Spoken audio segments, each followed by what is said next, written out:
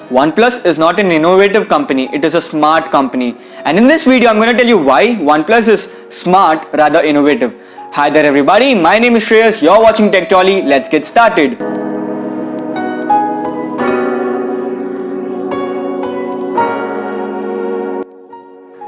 So as I said, OnePlus is a company that isn't innovative, rather it's smart. Now the reason why I'm saying it is smart is because for me, what innovative means something new, something different, something which is originally done by the company, something the R&D which the company does it by its own. So these are the four things which I feel comes into my innovative list.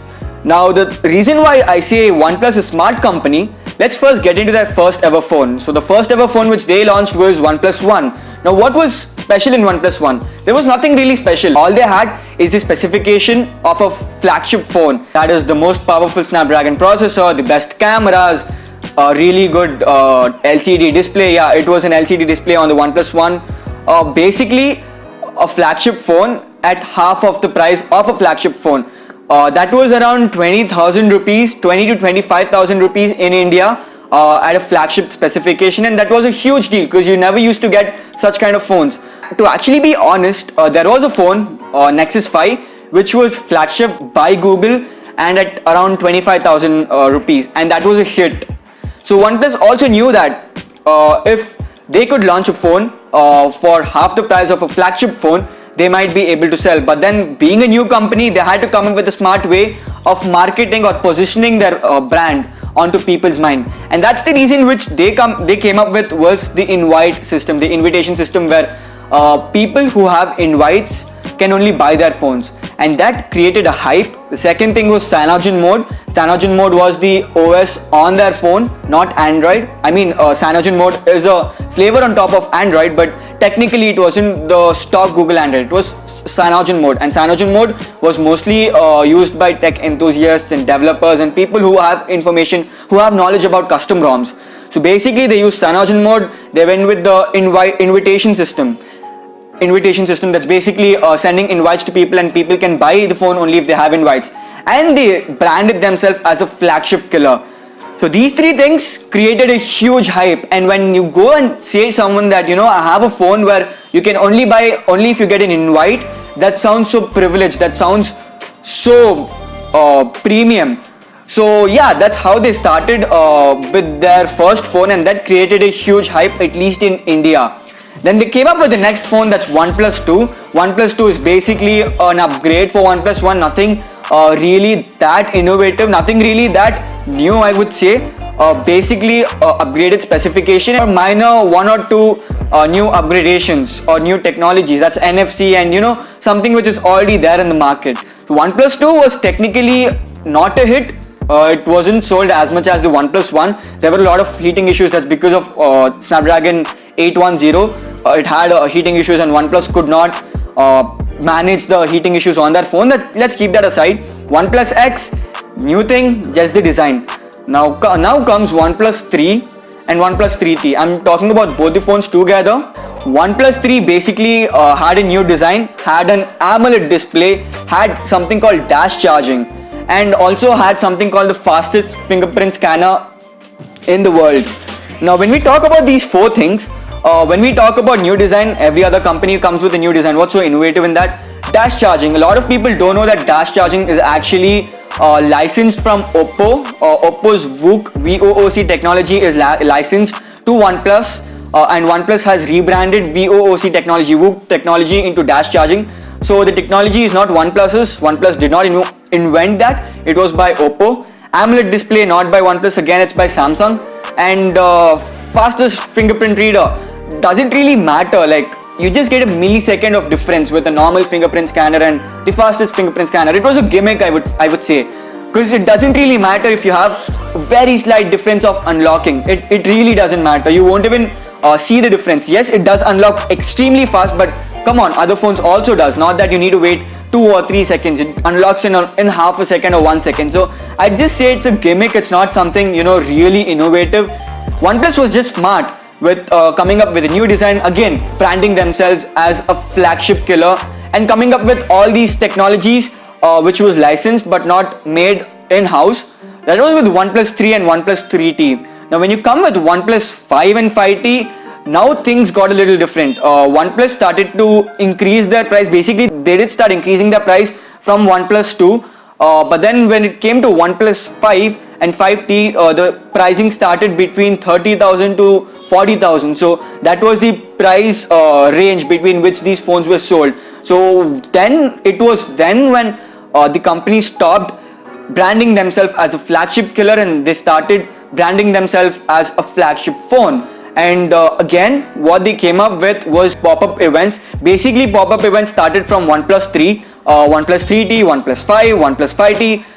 Now also, so basically what happens is there is this pop-up event which happens in major cities and you get to experience their phones. And they started to market themselves as a premium phone, and they did not really make something new. When you talk about OnePlus 5 or 5T, it's again the same old technology licensed from other companies. And again, if you look at OnePlus 5 closely, it is actually a very similar product to the Oppo R11. Design, very similar. Camera specifications, the primary camera has the same sensor, has the same megapixel. Everything is the same in terms of the main camera. Screen size, body ratio, screen resolution, everything else is similar, very similar to Oppo R11. So I don't see anything innovative there. I just see OnePlus being smart. They just licensed their product from Oppo and rebranded themselves to OnePlus. So that was with 5 and 5T. Now when you talk about 6 and 6T, again, they came up with this in-display fingerprint scanner, which was again nothing new. It's just a gimmick. Come on, does it really matter for you right now as a general consumer having a fingerprint scanner inside your screen? I mean, they could put it behind the phone, right? Next to the camera or below their logo. It's just a gimmick, right? So when you have this feature called inbuilt fingerprint sensor, it's just a gimmick. You're just gonna show off in front of your friends, or that's not gonna help you out in any other way. Because even the in-screen fingerprint sensor isn't that fast as a regular fingerprint scanner. So it is just a gimmick, and again, it wasn't done by OnePlus from the scratch. It was again licensed from a different company. Now where OnePlus is actually smart is their marketing, where they started marketing themselves as a premium flagship phone from Flagship Killers, coming up with cyanogen mode in their first phone, which again made a huge hype under the development community and under the tech enthusiast community. And every company knows that if a regular consumer wants to buy a phone, most of them ask their friend or go to YouTube and search. And when they go to YouTube and search, it's just the tech enthusiast who's gonna talk about the phones. So they want to make it tech enthusiast friendly as much as possible, so that tech enthusiasts recommend their phone to regular consumers. So it's a win-win situation. You're supporting tech community and you're giving all kind of features to regular users. That's how cyanogen mode came into the picture. And of course, why would they could have gone with Android? They did not, because they again wanted to support development community as well. Another thing was pop-up events. Pop-up events was something new in the market, something new for a country like India at least. So there wasn't any company which came up with this kind of idea where you have something called a pop-up event, you go and you experience the phone and you can buy it right over there. So that was again new, and it created a lot of hype. Back then, during the launch of OnePlus 3 and OnePlus 3T and whatnot, there weren't really a lot of tech events happening in the country. Majorly, yes, in Mumbai and Delhi, there were a lot of tech events, but in cities like Bangalore, Hyderabad, Chennai, there weren't really a lot of tech events happening. And when you have something called a pop-up event, it's a really exciting thing for tech enthusiasts. And of course, they would go and they would again post it on their Instagram stories and whatnot. They just market the whole company by themselves. So that again, pop-up stalls was one good thing they came up with. And when you go to a pop-up event, you know that you're going to get a lot of goodies. And again, you're going to use OnePlus products, even if it's a small thing like a water bottle or a small thing like a shirt or sunglasses, your brand is shown over there on the product, and that's what matters. And when you're positioning your brand as a tech friendly brand and a premium brand which is affordable, that's, I feel, is a good thing. So that was the other thing. The two major things which OnePlus was smart was with invitation system, which created initial hype, cyanogen mode, which created hype amongst tech enthusiasts, pop-up events, which benefited the company as well as tech enthusiasts, because of these pop-up events is why a lot of companies are following such kind of things, and a lot of companies are coming up with a lot of events in the city. So basically, OnePlus was really smart.